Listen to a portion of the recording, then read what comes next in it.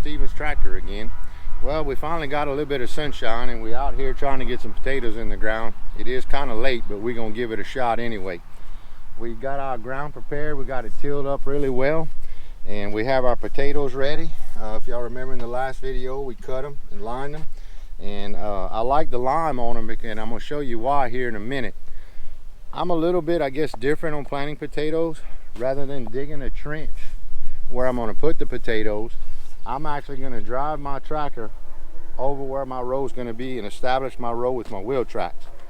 At that point, we'll be laying the potatoes on the ground about a foot apart, and then at that point we'll put a little bit of fertilizer and come back with the row builders and cover them up.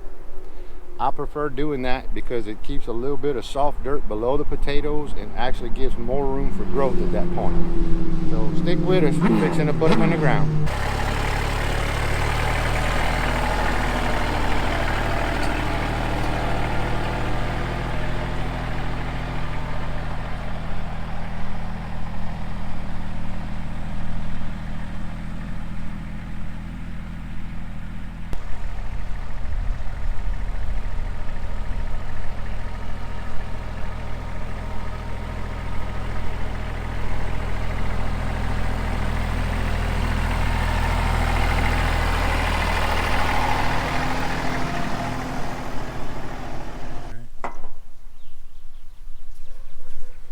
Hey, while we're here, a lot of guys ask how to build a straight row. You know, if you even scratch your nose sometimes or you look behind you, your rows are all crooked. I normally find me a focal point, and I think Jamie just showed you that tree standing right at the edge of that garden. That is my focal point. What I do is I don't look down, I don't look around, I concentrate on that tree and I get to the end.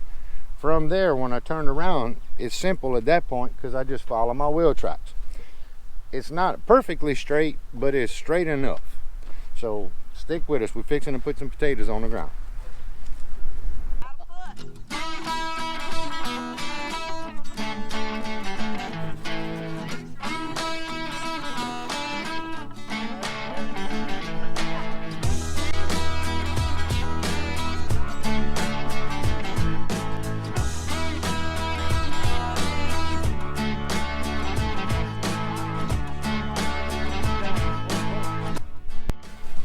All right, I'm not an organic grower, but I still do not like to use a lot of fertilizer and chemical on my plants. Most of the time I use triple 13 to kind of get things going, give them a little boost up, especially with the moisture ground. And I just go in there and throw it out my hand. I don't really measure it. Most of your fertilizer companies that bag fertilizer, they give specifications usually on 100-foot rows. So I like either doing your rows in 50-foot rows or 100-foot rows, 150-foot rows to kind of help you if you're going to use fertilizer. Gives you a little bit better something to work with there to know exactly how much to put. But we're getting ready to build some rows on top, so pay attention. Fertilizer is supposed to be 100-yard rows, 100-foot rows.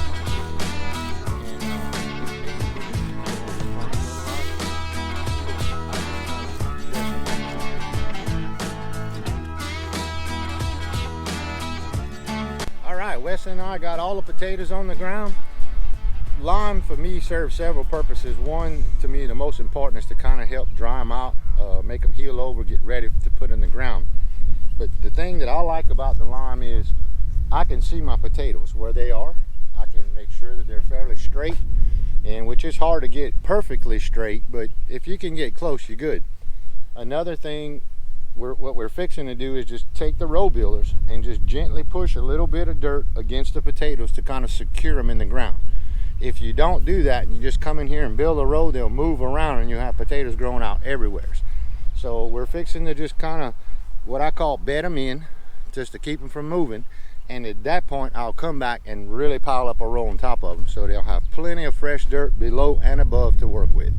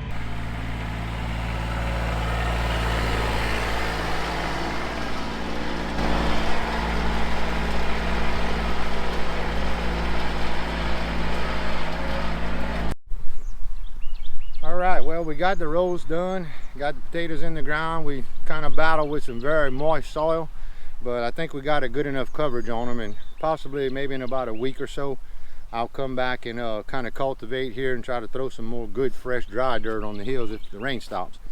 Right now Wes and I are fixing to get on planting some onions, and hopefully y'all come back and see us. This thing will start growing in April. We will start working on this side where it's real wet. Hopefully that'll be dry some.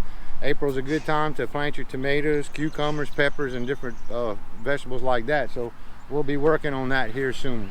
Y'all join us. Thank y'all for visiting with us. Don't forget to subscribe to us on our YouTube channel and like us on Facebook.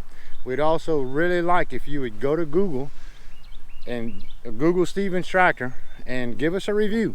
Tell us what you think about the videos and the store, and hopefully we'll see your business. Thank you. Have a good day.